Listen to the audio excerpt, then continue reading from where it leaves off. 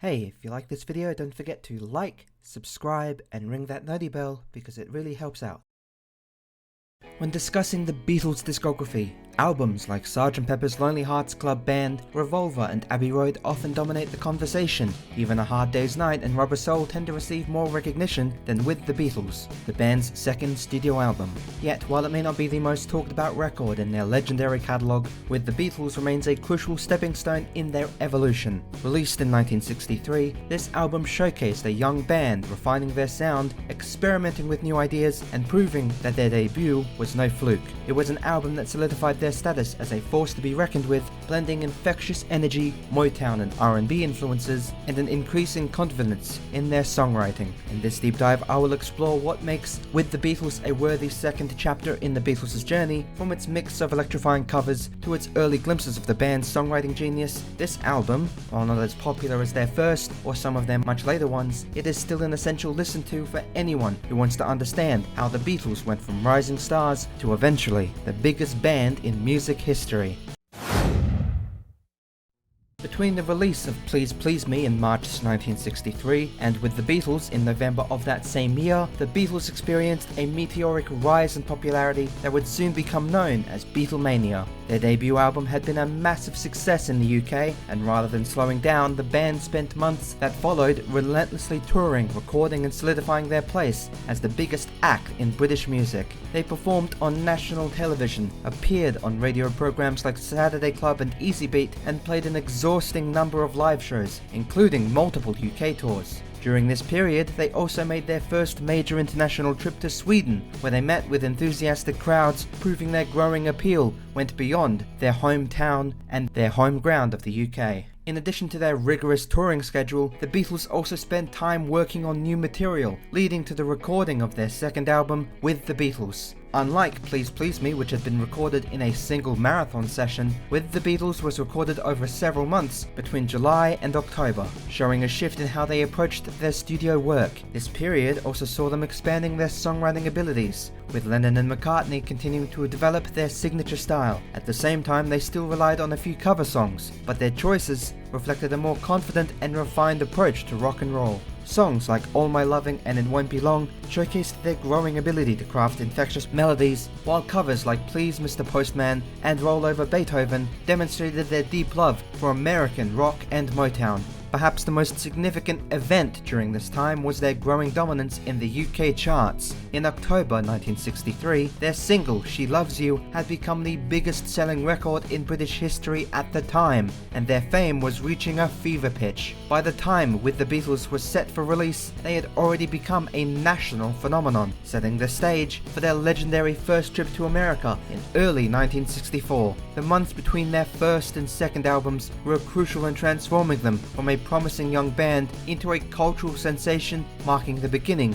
of their unparalleled influence on popular music. The moment With the Beatles begins, it wastes no time pulling the listener in with high-energy bursts of It Won't Be Long. The song's defining feature is its infectious call and response structure, with John Lennon's lead vocals bouncing off the enthusiastic yeah yeah harmonies of Paul and George. This dynamic instantly created a sense of excitement, giving the track an almost live performance feel. The upbeat nature of the song, paired with Lennon's confident delivery, sets the stage for an album that brims with both youthful energy and charm. Musically, It Won't Be Long is deceptively simple, yet masterfully constructed. The background harmonies glide effortlessly over Ringo Starr's light but steady drumming, providing a driving rhythm without overpowering the melody. Harrison's brief yet effective guitar adds just the right amount of flair, enhancing the song without distracting from its natural momentum. The combination of these elements makes It Won't Be Long an incredibly easy listen, catchy, energetic, and impossible not to tap along to. It's the perfect way to open up With the Beatles, setting a high bar for what is to come. Following the energetic rush of It Won't Be Long, All I've Got to Do shifts the mood to something more subdued, yet equally captivating. Unlike the punchy call and response of the opening track, this song leans into a smooth, almost hypnotic atmosphere, with John Lennon's rich lead vocals carrying a sense of longing and intimacy. The harmonies from Paul McCartney and George Harrison are subtle yet effective, blending seamlessly with the relaxed rhythm to create a sound that feels both effortless and timeless. While it's not as immediately infectious as its predecessor, All I've Got to Do stands out for its soulful delivery and understated elegance. Musically speaking, the song is driven by a laid-back groove, with Ringo Starr's gentle drumming providing just enough swing to keep the momentum flowing. The delicate guitar work and warm bass line adds depth without overshadowing the vocal performance, allowing the melody to take center stage, with there being a certain emotional weight to All I've Got to Do that makes it feel ahead of its time, almost hinting at the more mature songwriting the Beatles would explore later on in their career. Though slower in tempo, it's just as enjoyable as the album's opener, proving that the Beatles could captivate listeners whether they were delivering high-energy rock or soulful ballads.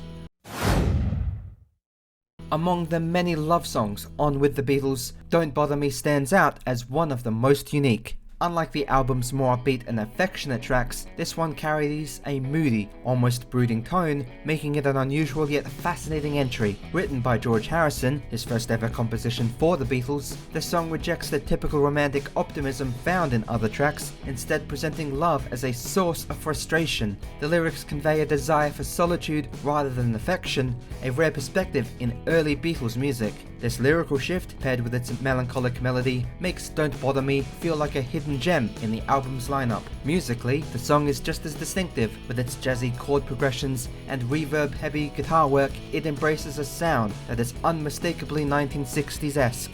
The percussion, featuring a steady yet slightly off-kilter rhythm, adds to the song's hazy atmosphere, further reinforcing its detached, almost distant mood. Harrison's deep, somewhat reserved vocals bring an extra layer of sincerity, making it clear that this song isn't about longing, it's about wanting to be left alone. While it may not be as instantly catchy as some of the other tracks, Don't Bother Me is a rare, introspective piece that showcases an early glimpse of Harrison's evolving songwriting voice.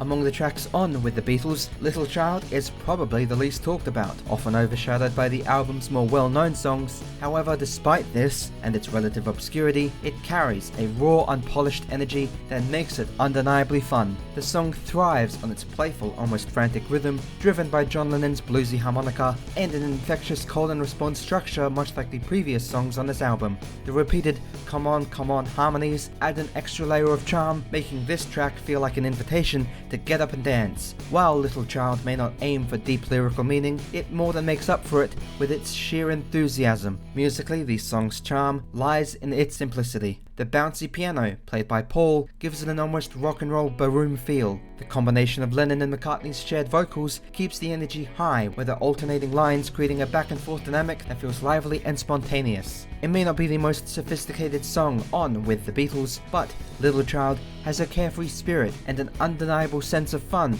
that makes it a unique, if underrated, addition to the album. Arguably the most famous song on with the Beatles, Till There Was You stands as one of the band's finest and most beloved early love songs. A cover of a show tune from The Music Man, the Beatles transformed it into something entirely their own, with Paul McCartney's delicate and heartfelt vocals giving the song an undeniable warmth. Unlike the more energetic tracks on the album, this one is soft and graceful, offering a moment of tenderness amidst the rock and roll. McCartney delivers a both sincere and effortless song, making it clear why this song in particular remains a standout from their early years. Musically speaking, Till There Was You is a masterclass in simplicity and elegance. The acoustic guitar strumming provides a gentle rhythm, while George Harrison's light yet intricate lead guitar flourishes add a touch of sophistication. Ringo Starr's percussion is barely noticeable, with only the lightest of beats helping to carry the song's flow forward. The result is a beautifully melodic piece that feels timeless, flowing seamlessly from beginning to end. It is a song that highlights the Beatles' ability to tackle multiple styles with ease, proving that they weren't just a rock band, they were masterful musicians capable of breathtaking romantic ballads. Out of all the songs on with the Beatles, Please Mr. Postman might just have the most amount of harmonies, making it one of the most vocally rich tracks on the album. The Beatles took this already well-loved Motown hit and infused it with their signature energy, transforming it into something even more infectious. John Lennon's urgent lead vocals are backed by constant soaring harmonies from Paul McCartney and George Harrison, creating a full-bodied sound that elevates the song's emotional plea. This layering of voices makes Please Mr. Postman instantly engaging, giving it an undeniable charm that makes listeners want to sing along. What makes this song so catchy is its sheer simplicity, both in structure and in lyrics. The repetition of the title phrase and the easy-to-follow melody ensure that this song sticks in your head after just one listen. Ringo Starr's drumming drives the track forward with its energetic beat, adding a sense of anticipation as the narrator waits desperately for a letter. The Beatles' ability to take a straightforward pop song and inject it with a vibrant harmonies and enthusiasm is on full display here, making Please Mr. Postman one of the most enjoyable covers in their early catalogue.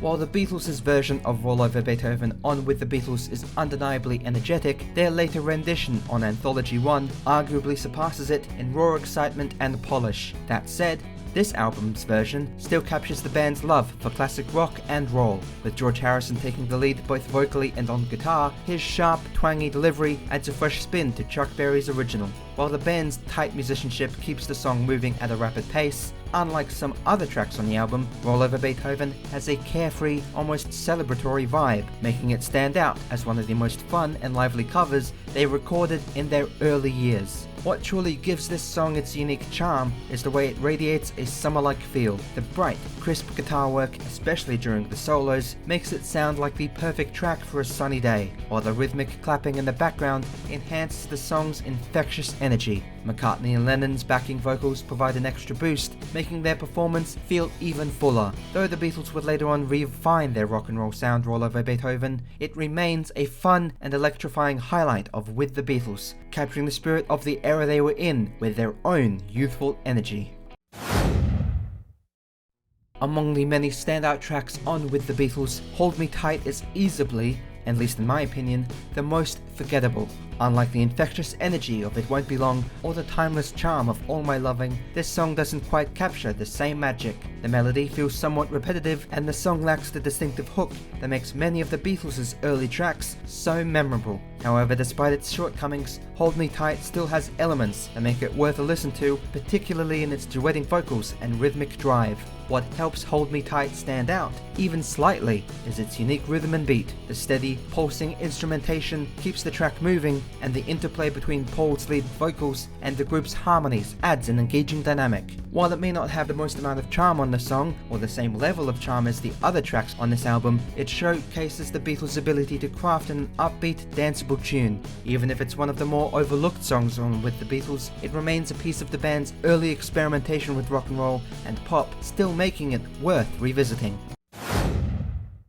Originally performed by The Miracles, You've Really Got a Hold on Me was one of the Beatles' many tributes to the Motown sound, and while their version on With the Beatles is solid, the Anthology 1 rendition arguably does it even better. The slower tempo and rich vocal harmonies makes this song instantly captivating, showcasing the band's deep appreciation for soul and R&B influences. Lennon's lead vocals carry a raw, heartfelt quality, while Paul McCartney and George Harrison's harmonizing adds emotional weight to every line. The duetting throughout the track, particularly during the repeated Hold Me section halfway through, makes it feel incredibly intimate and immersive. Musically speaking, the song thrives on its simplicity. The soft, steady instrumentation allows the vocals to take center stage, with the piano and light percussion providing just enough rhythm to keep the song flowing smoothly. Unlike some of the more energetic tracks on With the Beatles, this one leans into a more emotional and melancholic atmosphere. Even if the Anthology 1 version refines the performance further,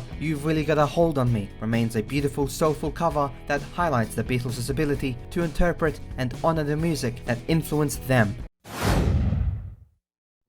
Few songs on With the Beatles capture the sheer energy of early 60s rock, quite like I Wanna Be Your Man. With its upbeat tempo and infectious rhythm, it's the kind of track that feels tailor-made for a 1960s school dance, where teenagers could twist and move to its lively beat. Sung by Ringo Starr, the song has a raw, unpolished charm that makes it all the more fun to listen to. The repetitive yet catchy lyrics makes it easy to sing along to, and the driving guitar riffs and tambourine hits only adds to its danceable quality. It's a song that doesn't take itself too seriously, yet it still stands as an enjoyable, high-energy moment on the album. Even decades later, I Wanna Be Your Man still holds up as a song that you can easily move to or simply enjoy for its pure 1960s feel. The mix of jangly guitars, steady drumming, and call and response style vocals gives it a classic rock and roll sound that embodies the early Beatles era. It is a track built for fun and whether you're hearing it for the first time or revisiting it as a longtime Beatlemaniac fan years later, it still delivers the same youthful excitement the Beatles were so brilliant at capturing. Devil in Her Heart may not be the most talked about song on With the Beatles, but it carries a unique charm that makes it a standout deep cut. The duetting, as is often the case in a Beatles track, is fantastic, with George Harrison's lead vocals blending effortlessly with John Lennon and Paul McCartney's harmonies. Their voices elevate the song's simple yet effective melody, giving it an enchanting, almost hypnotic quality. What sets this track apart from others on the album is how the tempo subtly shifts throughout, keeping the song engaging and dynamic, despite its relatively straightforward structure. Adding to the song's appeal is the light percussion work, particularly the maracas, which bring a soft rhythmic shake that enhances its laid-back yet playful vibe. Though Devil in Her Heart isn't often considered one of the Beatles' more memorable recordings, it is a track that rewards those who take the time to appreciate its subtleties. It is one of those rare Beatles songs that, once rediscovered, becomes an instant favourite for its smooth harmonies and understated charm. Not a Second Time stands out on With the Beatles for its emphasis on piano, making it one of the more instrumentally distinct tracks on the album. John Lennon's lead vocals carry an emotional weight, fitting the song's melancholic theme of heartbreak and rejection. The harmonies in the chorus add a touch of warmth, preventing the song from feeling too sober. It is a perfectly enjoyable track, and while it doesn't reach the same highs as some of the album's other standout songs, there is nothing particularly flawed about it either. That said, Not a Second Time lacks the uniqueness that defines many of the Beatles' best early tracks. While the piano-heavy arrangement gives it some character, it doesn't have the same instantly memorable hooks or dynamic energy that makes songs like It Won't Be Long or All My Loving so beloved. It's a solid piece of songwriting to be sure, but it tends to get lost among the stronger, more defining moments on With the Beatles. Still, for those who appreciate the subtler sides of the band's early work, it remains an interesting listen to that showcases Lennon's ability to convey raw emotion through his incredible vocals. Money, That's What I Want, closes out With the Beatles with an explosion of raw energy, making it one of the most aggressive songs on the album. This is the third track that arguably sounds better on their anthology album, where their rougher, more unpolished take gives it even more punch. Still, even in its With the Beatles version, it stands out as the grungiest song here, thanks in large part to the loud, biting electric guitar that cuts through the mix, especially in the instrumental breaks after the vocal lines. John Lennon's intense delivery adds to the song's almost rebellious energy, giving it a harder edge than most of the other tracks on the album. Despite its rawness, for lack of a better word, Money fits well as the album's closing track, bringing a final burst of attitude before the record ends. While it may not be the most complex or melodically rich song, its sheer energy and force makes it an exciting listen. The pounding piano and the shouted back vocals only adds to the feeling of controlled chaos, making it one of the more intense moments on With the Beatles. Though the Beatles would go on to craft far more intricate rock songs later on in their career, Money remains an early glimpse at their ability to bring a heavier, almost garage rock sound to their music.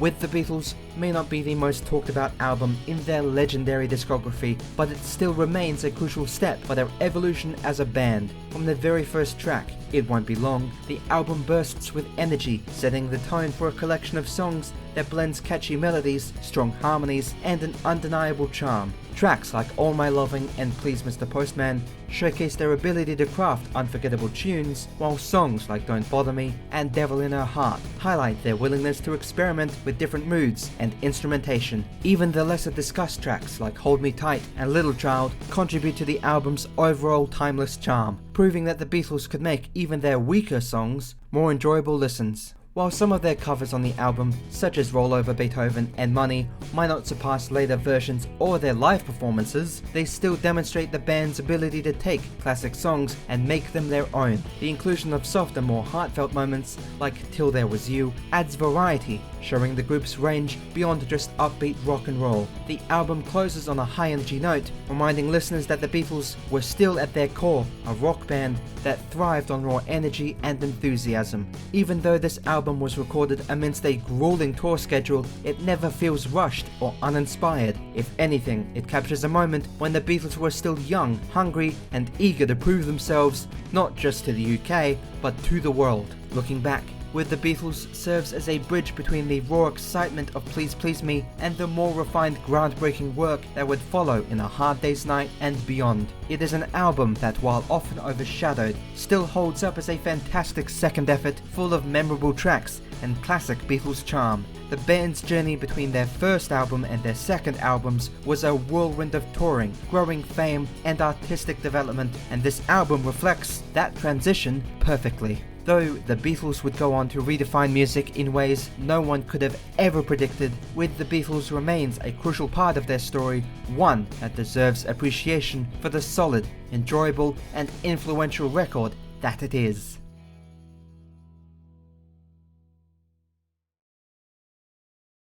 Oh, track of my love.